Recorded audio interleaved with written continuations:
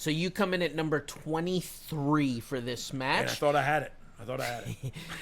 I'm just kidding. I knew the finish. I didn't have it. I had an old roommate I used to live with, and we used to tell, it used to be the pitch that anyone could enter the Rumble, and it was the one. We used to tell him this was the one match of the year that was real, and if you were able to eliminate someone, you can get that shot. And they'd buy it, and it was great. Oh yeah. Well, that's not the case. It's not the case at all. Like, they threw me out of the ring, and I landed on my fat ass. You get a real good reaction. I'm going to say, how did you feel? You're going to say, look, every time I'm in front of the crowd and they make... Yeah. Well, I did feel good. I felt good coming out because of the response that I got initially. So I felt even better once I got in there and started doing my jabs, and they start chanting, "You still got it," or whatever. And then literally right after the second set of jabs, I couldn't breathe. Literally till we got to the next town after that evening about 3 a.m. Like, I just blew up so bad because I was in such bad ring shape. It was horrible.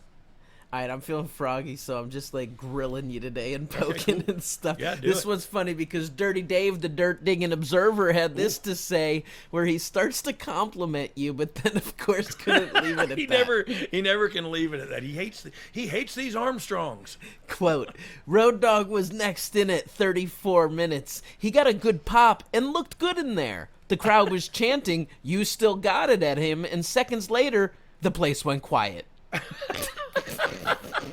Hey, he ain't wrong about that. Old Uncle Dave ain't wrong about that. It's nostalgia. Hey, I like you. I want to see you do your thing. Okay, now I could care less about you. And that's just how it is. I felt that same way on this whole second run. Like, it was a cool nostalgia pop, but like, they weren't invested in us anymore. And that's by design. I hadn't been there in so long. So old Dave wasn't wrong about that. I just like seeing one more. Jey Uso was next at 35-22. He did his father Rikishi's running butt bump on Road Dogg, but the crowd was quiet at this point.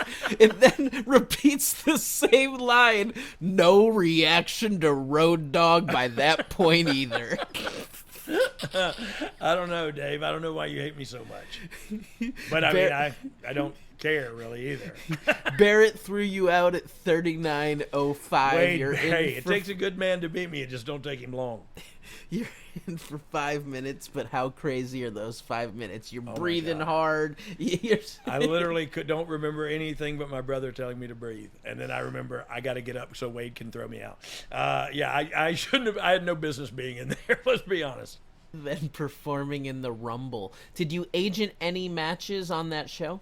No, not that one. I actually said, "Hey, can I please not have one? Or if I do, can I follow somebody? You know what I mean? Where I can they can kind of do the producing, and I can just kind of skate around with them, you know."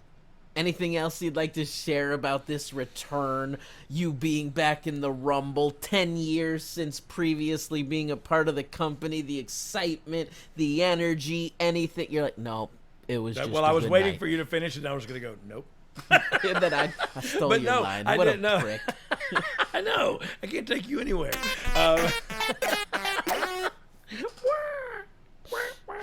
I love the commercial where the girl goes, "Look at me, I'm eating lasagna. That's you guys." I don't know why that came to me. But yeah, no, look, I love that. I loved working there. I was just starting to kind of feel my oats. I don't know if that even feel my oats. I don't even know. I don't know why I said that, or if that's even a thing. It's like Wilford Brimley when he's like, yeah. I'm here to feel my oats. Tell you what, I love a good maple and honey oatmeal. Nothing makes my heart tick like a. Anyway, I love that time. I love that time in my career. But it was funner for me to work on behind the scenes than it was in the ring, and that's why when I had that second run in 2014 or whenever it was.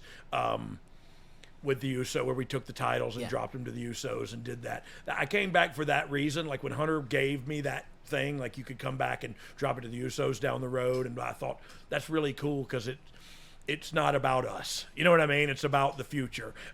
We'll give you the past for a second, but only to remind you how good the future is. And so I thought that was a really cool opportunity that they gave us. And so, yeah, I loved working with Jay and Jimmy. I never knew them apart until I got to, like, after I'd been working with them for like 5 years. I was like, wait, you're John.